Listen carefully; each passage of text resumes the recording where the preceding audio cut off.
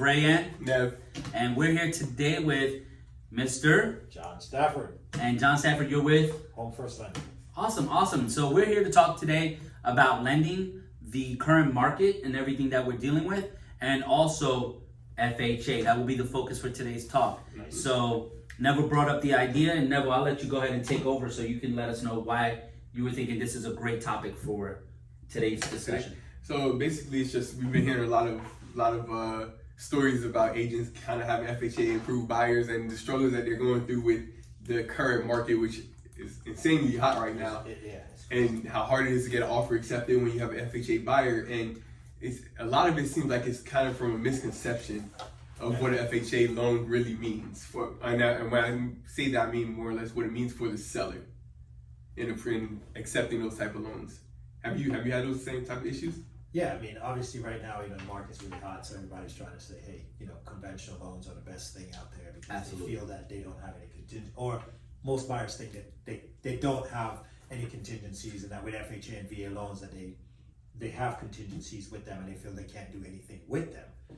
There's some misunderstandings about it, and I'm happy. Right, and that's why we're here with you today, because one of the biggest things that we want to do is take all those misconceptions, all those myths per se, of how bad an FHA loan is or why the FHA loan is not as good as a conventional, and we want to let the public know why it's important that they understand the difference between the two, because there is a difference, but it doesn't make them one better than the other, and that's why we have you here. So you ready to be in the hot seat? Hey, I'm here. All right, perfect. So let's talk about first question. Do you want to take this one? Yeah. So since you know the difference between the different loan types, FHA, VA, conventional, what are some reasons that you think that a seller wouldn't want to accept a FHA loan? Okay.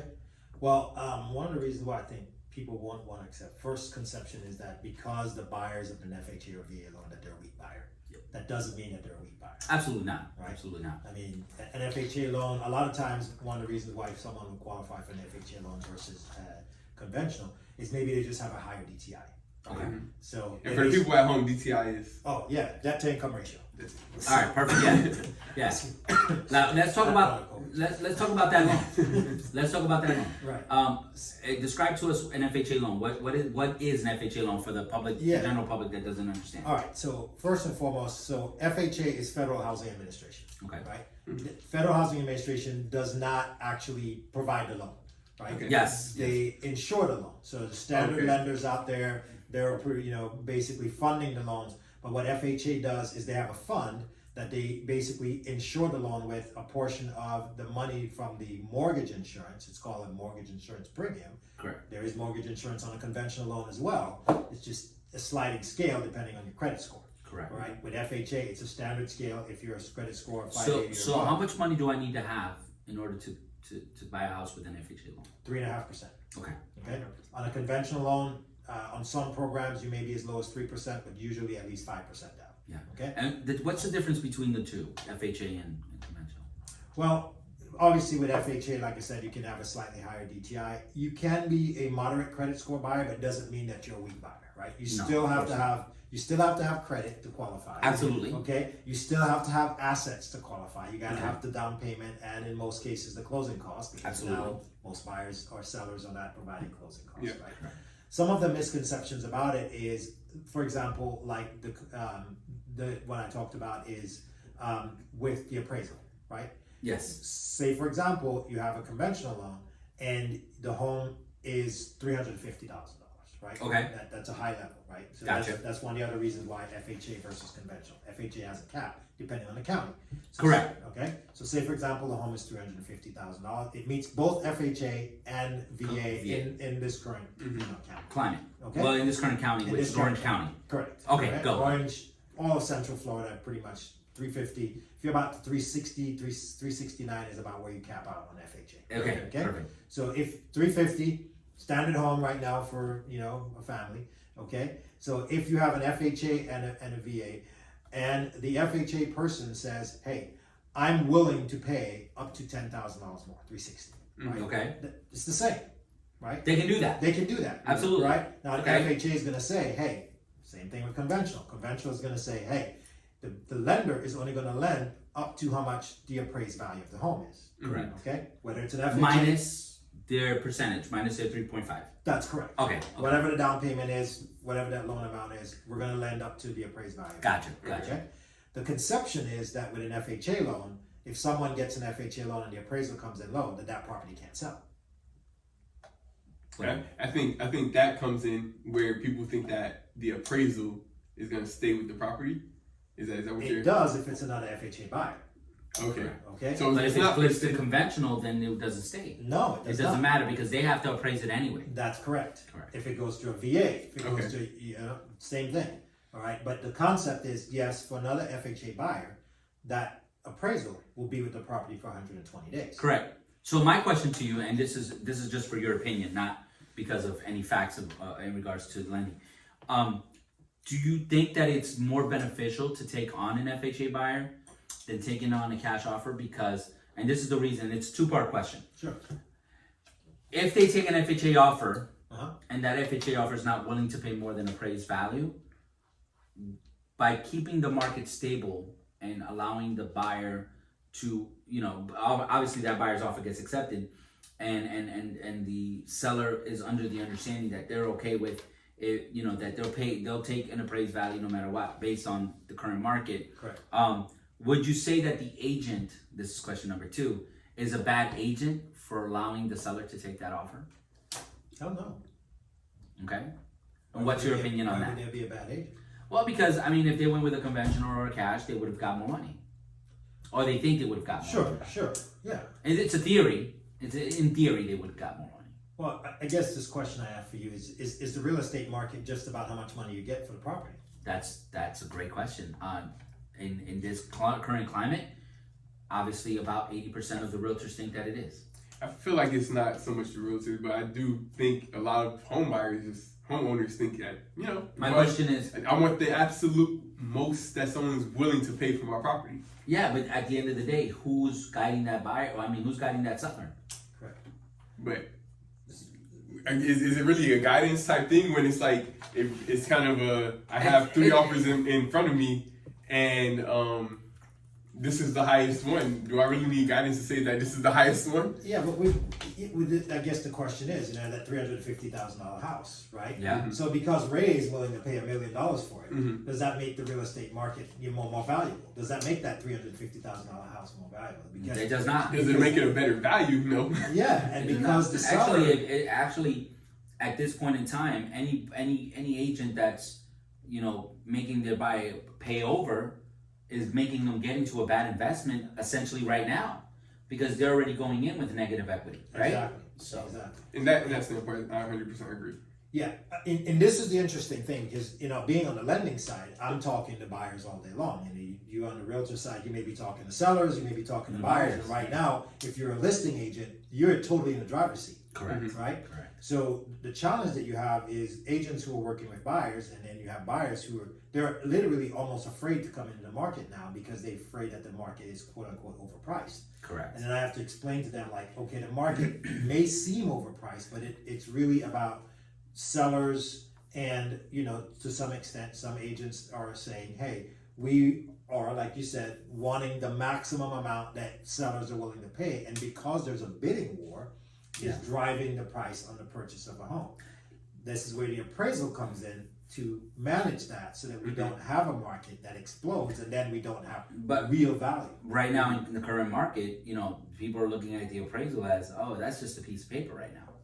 So, what do you say to those people? Well, the appraisal does 2 things, right? Number one, it protects the lender because prior to the crash, we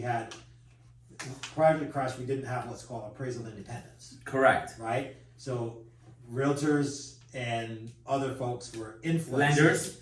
the appraiser.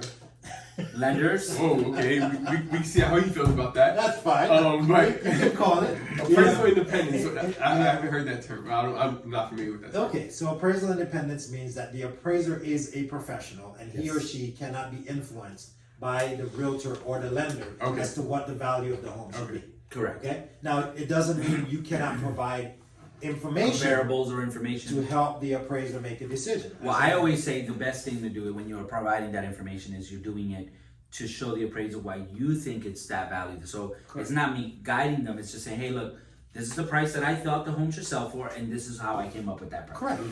But- You're just providing evidence. But in the past, like you touched on this, which I'm glad you did, what was happening was, if I didn't like the appraisal that Tom gave me, then I'll go to Bill's appraisal. Hey Bill, I need you to appraise this house. And you can do that multiple times so you get the appraisal you wanted. That's how it was in the past. That's what he's talking about. And it was driven by, and this is why I say the lender, it was driven by the LO or the lender at the time saying, hey, this needs to come in at 280. Okay. Like they would say that.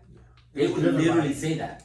So I wasn't around during that time, but I've heard of Oh, I was around, so I saw it. with my realtors own and eye. lenders putting pressure Yeah. on the appraisers, Absolutely. particularly with flips, 100%. to bring Yeah. the value to where they wanted it to be, Well, or folks buying it homes. was crazy. The value at the time was going up anywhere between 10 to 20% month over month. Oh wow. So because of that, you get a flip that you bought today. You know, I'll give you the biggest example that happened, and it happened to me as I was buying. So I went to go buy a home, and I used to get on the list. You got on the waiting list, right? So what I would do is I would buy 2 homes. I had the credit to get 2 homes, so I would qualify for 2, and I would be on the list as number 2 and 3. So now I got 2 homes that I can buy, right? So I would take that number, that 2 and 3, and sell my number for $10,000, right? wow. By the time those homes were built and closed 60 days out, because those contracts were already signed under my name, and all I had to do was assign it to the new buyer. Yeah. The price, the equity that the home had was over 20 to 30 to 40,000. Wow. So just giving me 10 wouldn't affect them anyway. Yeah.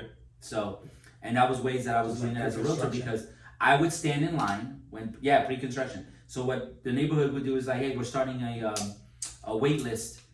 You got to get here, like just like going to a Best Buy when something's coming out or Yeah. release, and you want to get it, so you wait in line. We would do that at the communities. Oh wow. It was crazy. And so as a realtor, I was doing that because, and for the most part, when I started doing it to help my clients. So I would go and wait online to get houses for them. And then I came up with an idea. It was like, hey, I could buy some houses. Yeah. I'm not buying them. I'm just gonna Yeah. put my name on the list. And I was putting my name on the list, and it happened. And one of my houses that happened to, it appraised lower. It was around when the market was around already starting to tank, and it appraised lower. And then they asked, and I said, okay, well, we're willing to buy it for this. And it was for a client of mine. And they're like, no, we're gonna have another appraisal done. I said, what? Yeah, we're gonna have another appraisal done. So the builder's lender, all right, builder's lender. I want you guys to understand this. The builder's lender, one time while I'm in the room with the clients, steps out, and as he steps out, I actually had to go to get something in the car. I hear him saying, hey, it needs to come in at this price. It needs to come in at this price. If you're not gonna do it, don't appraise it. Just let me go ahead and call the next person. So they were actually forcing the lenders forcing the appraisers to actually do it or lose their job, because they'll be like, we're gonna take you out of rotation. Yeah. That's how bad it got. Oh wow. Where they were telling the appraisers they were gonna take them out of rotation. So not to get sidetracked, great story, but like with the FHA loans, then is it like less beneficial to use that? If say you have an option between FHA and a conventional loan to purchase a house, which one is, as a buyer, which one would you advise to use? if you had the let's say you let me add something to make it more. I have only the 3.5 or the 3% down. That's all I have. Okay. Which one would you recommend in that situation? So I was going to ask the person this. When you talk to the lender, you got to ask the lender what's the strength of the buyer. Okay. Mm-hmm. I mean, because at the end of the day, you're really looking to see whether the loan is going to close or not. Now, again, that comes back. He's to strong buyer, great credit. Back to my point. Has People think because it's an FHA loan, it's a weak buyer. Doesn't mean it's a weak. So we're gonna mystify that today. Yeah, because I'll give you an example. You may have a conventional buyer, right? That has now, obviously, as a lender, I have to maintain the confidentiality of my client. Absolutely, Right? 100%. So but I can say, look, my buyer has ample assets, right? Does that mean that they have 20,000 over or 10,000 over? They've got enough to cover closing costs plus. Yes. Okay. That's the kind of thing that I would say if you wanted to know, does your buyer have enough to cover closing costs plus? They've got strong credit. Yep. Okay. And Yeah, strong credit, good assets. good assets, right? So those are the kinds of things that you got to ask the question when you're ask the question to your lender. how does this buyer qualify? Have they ran the desktop underwriting program? Correct, Sure that which they is can DU. DU, DU or LT, depending on. Yeah. But has your buyer, been qualified all the way through as a pre-approval, okay? And then you just weigh it out. Mm-hmm. Now, in regards to the buyer, what would be more beneficial to them? Like, for example, on a 3% conventional versus a 3% FHA, they're both paying PMI, if I'm not mistaken. They both are. Correct? Explain to our audience which one has a lesser PMI and why, or if they match up, or what's the situation on how the PMI works for both loans. Okay. So on conventional, it just depends on what their credit score is, right? Okay. If their credit score is high 7s to 8s, they're gonna have slightly less PMI than an FHA loan. Correct, because it's less risk. Because it's less risk. You know, Correct. someone Higher that's- credit score. So yeah. on conventional, the PMI is credit score driven. Got it. Right? It's also obviously down payment driven. Because if you have 3%, your PMI is going to be higher than if you have 5% than if you have 10%. Yeah. Okay. On conventional, on FHA, the PMI is set. It's 0.85 if you have less than 5% down. Gotcha. If you have 5% down or more, it's 0.80. If you put 10% down, it's 0.80, then PMI goes away. Gotcha. Yeah. Now, in regards to that, explain to the audience as well, in regards to private mortgage insurance, which is PMI, Right. what's the difference in the length of the PMI with FHA versus conventional? Okay, so, and this is a good topic because usually when I have someone that comes to me and says, I want to put 20% down, hardly ever do any of my buyers go in with 20% down. Because I always ask them, why do you want to put 20% down? And they'll say, well, I'm putting 20% down because I don't want PMI. So I say, okay, I'm going to draw on a piece of paper for you. I'm going to calculate your PMI and how long you're going to pay it in total. I'm going to put 20% down and you tell me which one you want to choose. Yes. And most of the time they end up choosing to put 5% down or 10% down versus 20% down. Gotcha. Okay, because the PMI will go away once on a conventional loan, once you reach 22% Of the property value of the of home. 22% of the amortization schedule. Gotcha. Okay. However, you can remove PMI once you get to 20% if you get an appraisal. Yes. Okay. So I just recently had someone that called me to refi. I said, why do you want to refi? She said, well, I want to remove PMI. I said, do me a favor. How much is your house worth? It's worth this much. How much do you owe? I owe this much. She was at 70%, but she hadn't reached her amortization schedule. So I told her to call the bank. She was at Wells Fargo. I said, call the bank. Tell them you want to remove your PMI. Okay? Yep. 2 weeks later, they sent a BPO. They didn't even do an appraisal. No, they don't do an appraisal. They sent a Right. BPO. No, It cost her $350 to do a BPO versus $8,000 for a refi. Now, Right. obviously, I had lost that deal, but No, I you didn't, gained, because that's a client. exactly for life. I gained absolute credibility I love with that. her, right? Yeah. Because for me, it was not just about making the money; Yeah. it was about doing what's right for them. So, anyways, long story short, she had enough equity; they removed the PMI. She's an absolutely happy person. Yeah, absolutely. Because Okay. if she would have refied just to remove the PMI, like you said, the cost would have been higher. Yeah. And yeah, the payment would have went down, but at the same time, they to get that payment down, they spent $8,000. So imagine Exactly. over the time of the loan, Right. how they were going to recoup that $8,000. Exactly. So that. But that's just one of the benefits of going with That's one of the conventional benefits of Yeah. conventional. So on the opposite side with FHA, if you put less than 10% down on an FHA loan, the PMI will last for the life of the loan. Yeah. Okay. Now, you kind of explain it this way. So if you have to come up with 20,000, Yeah. well, 20%, Absolutely. and you divided that out, it'll probably take you about 28 years to save that amount of money. Exactly. So essentially, what you're doing is you're kind of financing that 20% over 20, 25, 28 years. Gotcha. Right? Now, if you do put 10% down or higher, the PMI will go away in year 12. Okay. Okay. Right. I didn't know that actually. Yeah, go away in year 12. Now, most people may not have 10% put down. So let me ask you a question in regards to when you have an FHA loan. Yeah. Can you convert an FHA loan in the future to a conventional so that you can eliminate the PMI? Yes, Okay. yes, and I've done a couple of those. Okay. I did 2 this year so far. Usually, what I'm asking someone when they're getting into a loan and they say, okay, I said, like, how long are you gonna stay in the house? Right. Yeah. If you're worried about PMI, how long are you gonna stay in the house? Most people don't stay in their house for 5 to 8 years. Correct. Right. Yeah. Then you may have a slightly different stat. No, it's 5 You're to 7. selling homes. Okay. Yeah, it's 5 to 7, but it's getting longer now because of COVID. So Okay. Yeah. Yeah. So let's just say you were going to stay in the house for 10 years. Okay. That PMI that you're paying versus the amount of money that you're going to put down to eliminate it, It doesn't make sense. It doesn't matter. Yeah. Right? Yeah. Because if you sell the house, then you have to eliminate it. If you're going to stay in the house for a long period of time, typically an older couple or something like that, most of your younger buyers, they're going to end up selling that house, and moving. So, and that's another thing too, because the loan is so obtainable in the sense that it's only 3.5% down. A lot of our new buyers, a first-time buyer, are going to go with that loan, with an FHA loan. Yeah. My question to you is, what can realtors do to help that process so that people can understand, hey, FHA loans are good loans. Let's go ahead and accept this one, so that way we can give someone an opportunity, as opposed to, let's see how much money we can get for our seller today, kind of thing. Well, two things. One, you have to take a big view of the market, right? Not just me, right? Yeah. Because that's what's happening right now, right? Everybody's about what's in it for me, Correct. and not what's in it. The negotiation. We talk about win-win, right?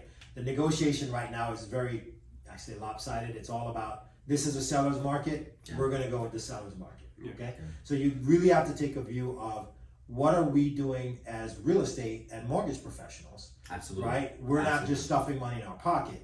We are part of a bigger play, right? This is a bigger play on the economy. This is a bigger play. Huge. And why are we here, right? Mm-hmm. So you got to have an open mind, right? And you got to get educated, because there's a lot of misinformation, like we just talked about.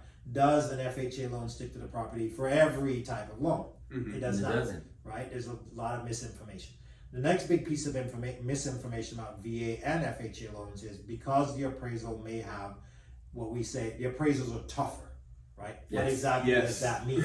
Yeah, what does that mean? All right, so let's talk about that for a minute. Awesome. So we have really on appraisals, and VA and FHA and USDA as well, are looking for three things: safe, sound, and sanitary. Yes. Right? Is the house safe? Is it going to create the problem that we had down in Miami last No, year? absolutely. That's horrible. That's a horrific. Absolutely, right? Horrific event. Okay, beyond safe and something as catastrophic as that, we're looking at little things like, we're putting a family in a home. I hear, does the home have mold? Now, I stay away from this concept of, does the home have mold, because I'm not a mold expert. Does it have some discoloration? If you want to know if your home has mold, you got to find a mold expert to come in. To come in and check it out. But if there is some discoloration and there is a concern about that, obviously an FHA appraiser or someone is going to wonder, is that a safety issue, right? Yes. If things don't work in the home, appliances or other things like that, does it mean that the appliance doesn't work, or is there an electrical concern? Well, I mean, that's huge. That's huge, because that's something that the appraiser is checking for. Well, and that's why when FHA or VA appraisers come in and they may call out something like things don't work, it's the question of, is it an issue that fall within the three that categories? appliance doesn't work? Or Okay. so this is why people don't, they think that FHA and VA appraisers are going to nitpick. It's not that they're nitpicking, they're just looking from a safety aspect. Yeah, Right. A home, for example, VA, for example, will say, if you have bars on the window, people think if you have bars on the window, you cannot get a VA loan. It doesn't mean you can't get a VA loan. If the bar in the bedroom has a latch that can allow the person to escape in the event of a fire, you can have bars on the window, but it has to have a means of escape. Otherwise, what happens? If there's a fire, that person is trapped. Trapped. And they're gonna get killed. Okay? Yeah. So, same thing, right? I So is it safe? is it safe, right? Yeah. They're going to look at if it has a septic. Does it have? Has it been Cleaned out and drained, yeah. Does if there's a well, has the well been tested, and does it make it? Safety, all right. Sanitary. That other aspect of it is the sanitary aspect, right? Yeah, And, absolutely. And then sound, right? 100%. This is going to have termites, or we have one right now that we're dealing with. There's some wood rot. Correct. Right? It's not that the house is going to fall down because of that, but you want a house that when the veteran buys the home, they're able to pay their VA Yeah, they're loan, able and they feel comfortable now. They don't have to go in And their replace home all this is well maintained. exactly. Because and well, that's one of the biggest concerns with VA and FHA that a lot of people are having, because they'll accept your offer, but they'll turn around and be like, well, we're not doing any repairs. Yeah. So Well, I want to bring something up. So safe, sound, and sanitary doesn't mean that you're going to nitpick because the toilet seat is loose. Correct, Right? correct. Yeah, exactly. Well, screw the toilet seat. Yeah. Yeah. That's not a safety. just like exactly get the hold. I mean, you're not gonna break an ankle falling. Absolutely. Hey, accidents happen, man.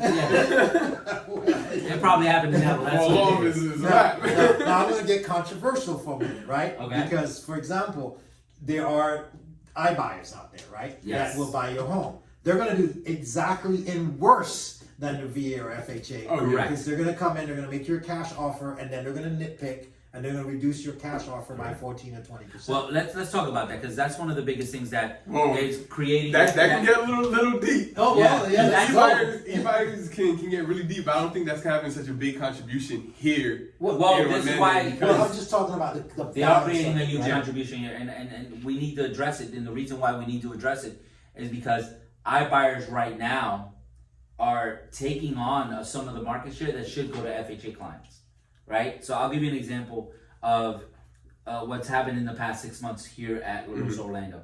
So you guys have been getting a tremendous amount of listings, and with your tremendous amount of listings, we're getting a crap load of iBuyer deals, right?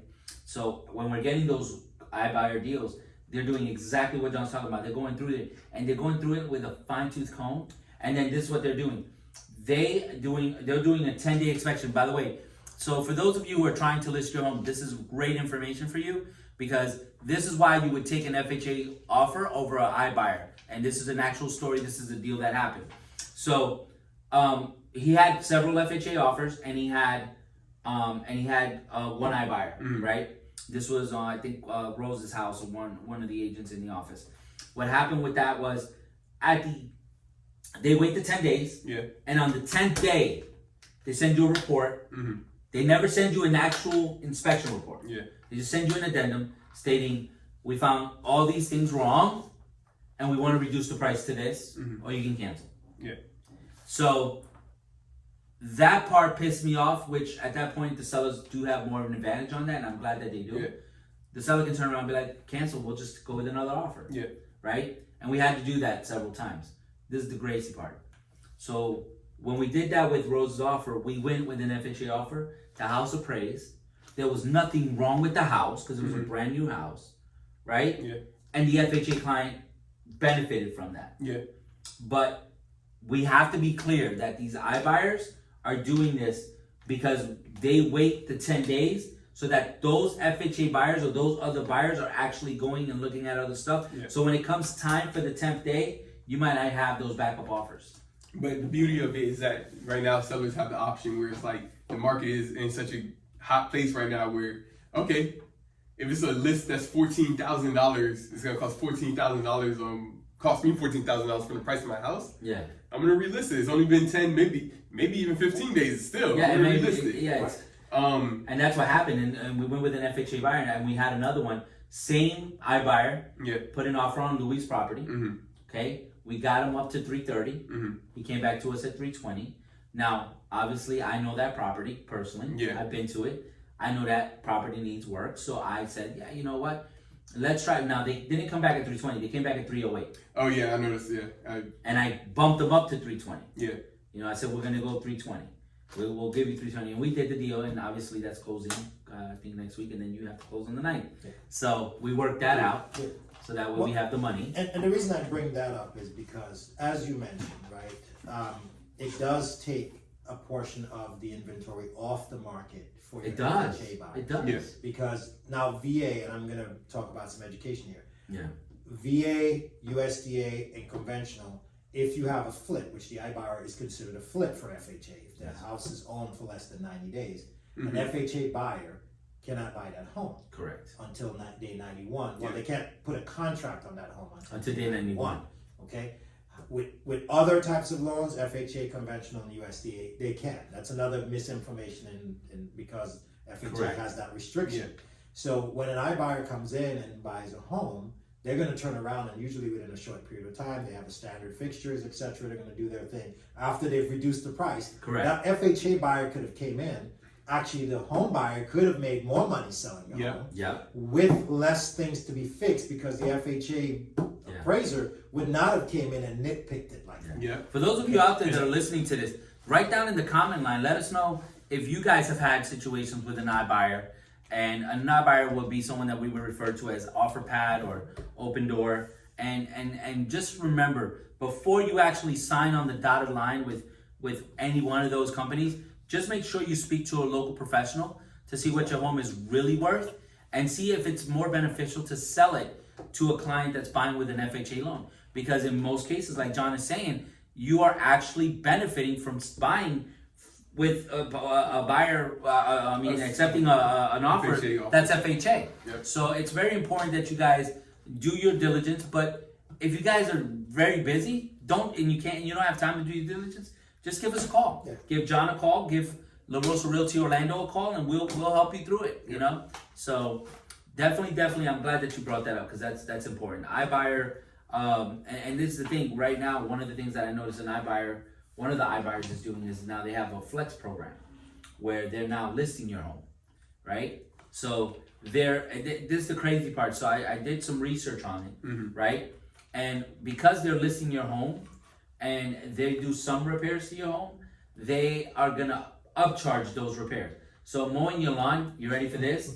A $30 cost is like $250. You know? So that being said, once again, if that seller went and put their property on the market with a professional and took an FHA offer, he's not paying $250 to get his lawn mowed. Right. You know? So another question that I have for you is, why would are sellers allowed to deny offers because it's an FHA? That's a question I have to throw to you, because from a lender side, we don't deal with offers. We give you, hey, your client is qualified. If your agent calls me and says, here, what's the status? I'm going to tell them whether the client is qualified or not. Yeah. Right? If it's a competitive situation, again, it comes back to, educating your seller and the real estate professional, presenting the offers and, giving the seller the information as to whether or not, this offer is as competitive as this offer, or what are the benefits of this one versus this one. That gives me an idea. What about this? Do you think it would make the offer stronger if we processed that client so that he can close within 14 days? And what I mean by that, hear me out, and you tell me if this is a good idea or not. So we have an FHA buyer, right? He's at 350 FHA, right? We put him through the system and create a TBD approval. Yeah.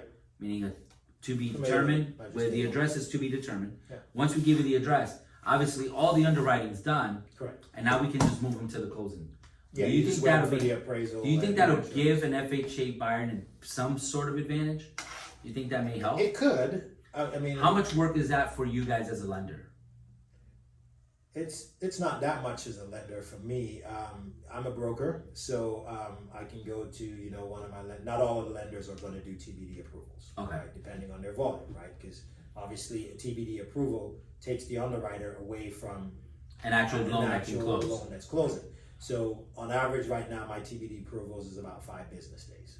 Gotcha. So you got to, you have to have a client that understands, here, this is what we're going to do. In fact, I'm getting ready to start one on Monday. Okay, awesome. Okay. I just did one for Mary.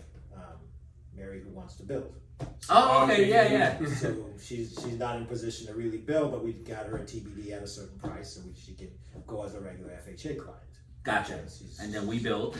Yeah, exactly. Makes sense. So a TBD approval means that basically what we're going to look at everything beyond just a pre-approval. Yep. It's actually going to get, the file is going to get sent to an underwriter, okay? And it just does not have an address. That's what TBD means. Correct. To be determined. To be determined as far as the address, right? And the underwriter is going to look at everything just as if they were looking at a loan. And the one thing that's going to be missing at this point is an address and an actual appraisal, along with insurance and some validation after that. Now, do you think that will benefit the offer? It could. I would probably, just for the sake of not go with 14 days, but 21 days, because there are the unknowns of their. For example, right now, appraisals in general, I don't know why, but appraisals in general are taking longer. Yeah. Okay. On all I could give you my guess. What do you? Well, let me give you my guess, and you give me your guess. All right. Go. So my guess is a lot of loans out there, a lot of appraisers not. There's not a lot of appraisers out there. The requirements to become an appraiser nowadays is really hard. And a lot of the older appraisers did not like the new systems. They didn't like it when it happened back after the crash. So a lot of people leaving the industry and not enough coming in to replace them. That's my take. Yeah, it's weird because I can't think of any other reason but that, honestly. Well, as you well know, with appraisal management companies, which are now ran by the banks anyway, the appraiser took a pay cut.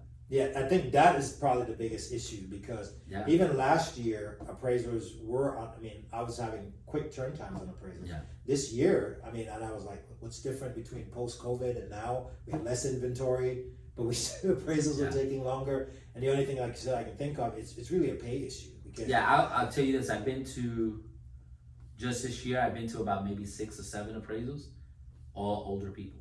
People that have been in the industry for a long time. Older people. I mean, I had a lady that came out, God bless her soul, she had to be about 70, 80. And she's like, and I'm like, and I asked her, I said, hey, why are you still doing it? She goes, they called me back in. They called me back in. They said, hey, they just don't have enough appraisers. So, and then and I've been to several of them, and every time I've been to one, it's always an older person. I haven't seen a young appraiser in this year. Well, it takes a lot to become an appraiser. Yeah. You got to be an apprentice and all of that for a minute to become. Not only that, you have 4 years. You have to have a 4-year university requirement. You have to have a 4-year degree. That's a requirement to be an appraiser. They did that. I want to say probably right after the Dodd-Frank, when they created the Dodd-Frank and a lot of the appraisal management infrastructure got into play with the banks. That's one of the requirements that they added when you had to get a license. I'm hoping they remove it so that way the apprentice status is good enough. But for now, that's one of the requirements. So I'm not an expert on why these things happen, but the one thing I would say back to, the main thing is, I would recommend 21 days. If you do a TBD, that's a really great idea. Now you can even further say, look, I have an FHA buyer that's extremely strong. They have actually gone through underwriting, and we're just now ready to get a house and get an appraisal done. Yeah. And your buyer can close. And just so you guys understand, the iBuyers are putting 30 days on their contracts. They're not closing 14 days out. They're still long contracts. Yeah, they're still really long contracts. And why? Because they're practically paying cash for the property. Correct. No, it's still a long contract. Yeah, so in some cases, so I did two of the iBuyer situations that I had. One of them we needed the 30 days. The other one, the actual buyer requested for 30 days. It was on the contract. But I think they do it because it gives them time to kind of suppress the people that could have been there for that property, because the inspection period is 10 days. They won't play with that. And then on top of that, now you're giving them 30 days. Every buyer that could have bought that house, if they decide to back out, because remember, if they back out, most iBuyers, that's another thing, guys. Most iBuyers are using their title company. Yeah. So something that we all know as real estate agents is you're gonna get the best offer within the first 2 weeks. Yes. Anything past that window, that 14-day window, you're basically out of the hot pocket. Yeah. And you're cooling down on the market. Correct. And iBuyers are gonna wait for that to be gone. So if something comes up and you decide you don't want to sell it to them, now you're in this cool down phase of your house being on the market. Correct. And when people look, especially in this market, I look at a house that's been on the market for more than 14 days. I'm looking at it like, what's the problem? And just like every other buyer, what's the problem with this house? Like, is it even worth me going? Like, the buyers are asking, is it worth going to look at it if it's been on the market this long? Yeah. Maybe there isn't a problem. And a lot of times there isn't a problem. Sometimes it's still a good price and there's no problem. It's just that perceived perception and of they it. probably went through an iBuyer. Yeah. Because they decided, hey, I'm not gonna. Because I've seen where in one case the offer wasn't bad, but in some cases I've seen where they've dropped the price, 40, 50 grand, and I'm like, it's up to you. I always advise the agent. You decide. Talk to the seller and see what the seller wants to do. But my recommendation is I wouldn't take it because But once again, like Neville's saying, what happens is now they put it back on the market. It's past 14, 15 days. Now we're old news now. Yeah. Especially in this hot market. So. Yeah.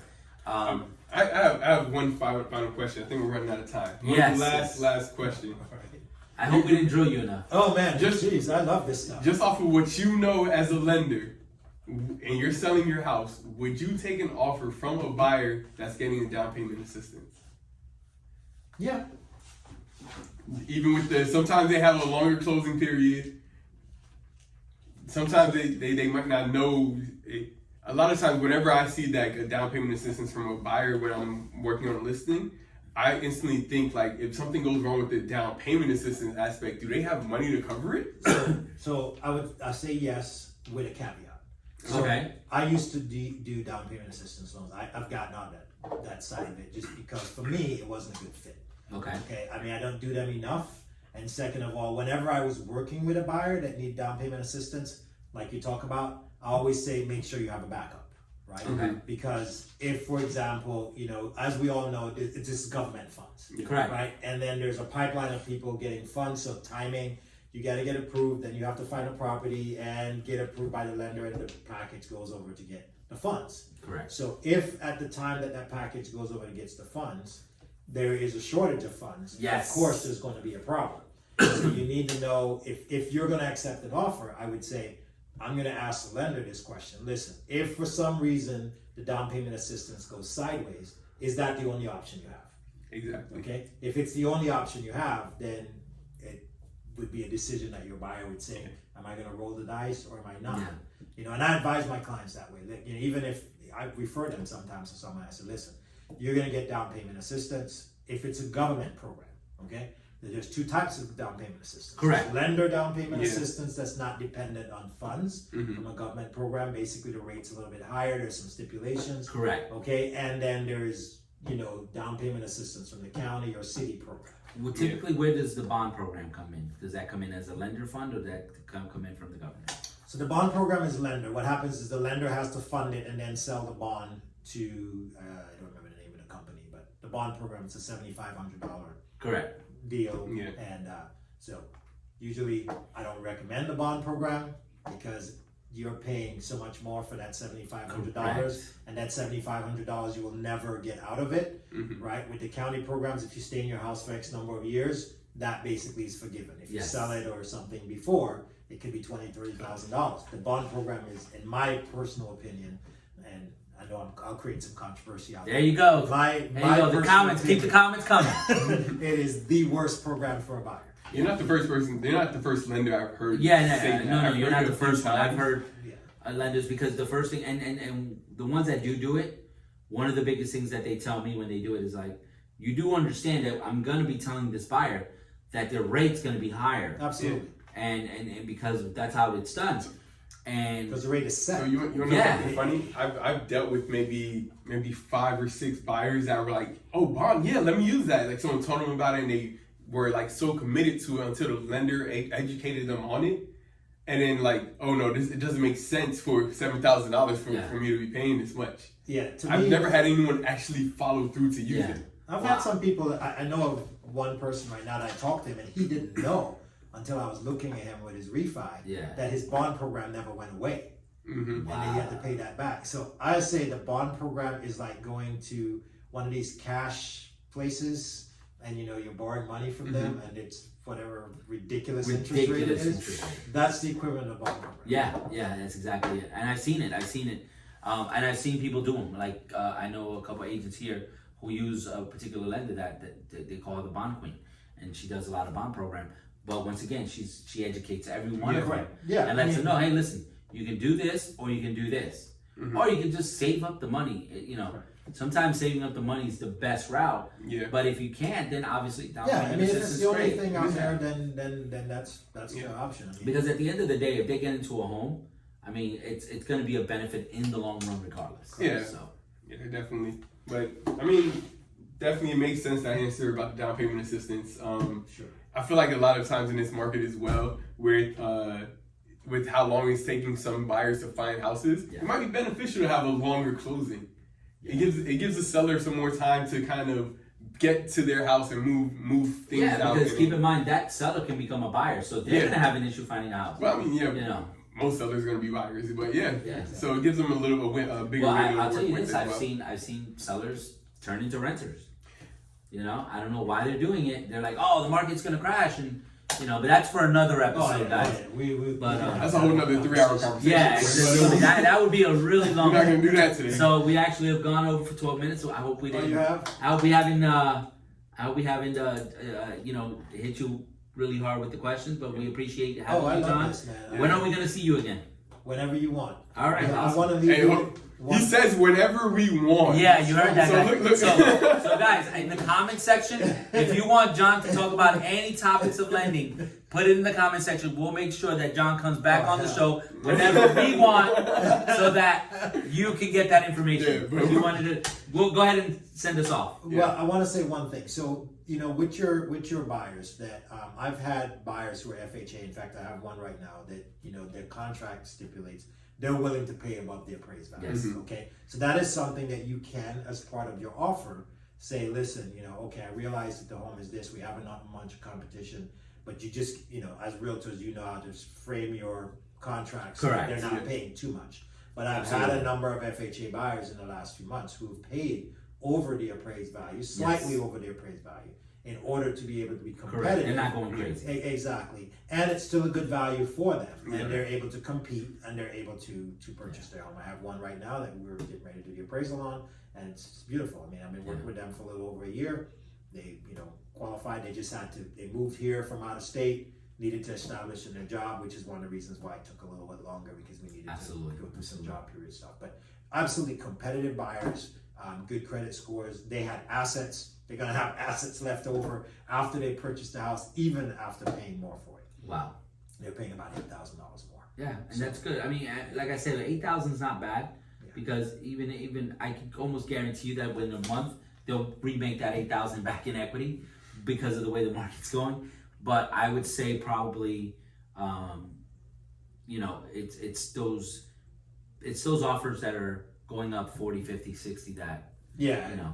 And this is the thing I tell buyers, really, you want to go that high? I mean, if you want to do it, that's on you. At the end of the day, as long as we educate the buyer, Exactly. I don't think we should feel bad, because it's their decision. It is their decision. And we don't want them in the future to regret the decision they made because we told them not to do it. So I never will tell a buyer not to do it, but I will educate them 100% on the decision that they're making and how it could affect them in the future. Yeah. So thank you so much for being Thank here, you for John. inviting me. Thank you, Thank man. you guys Thank for you. listening. Awesome, good We conversation.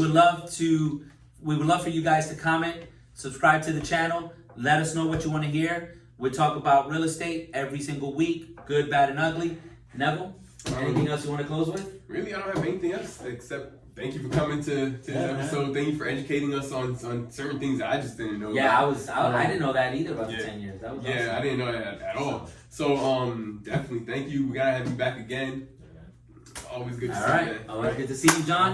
Always. Thank you. All right.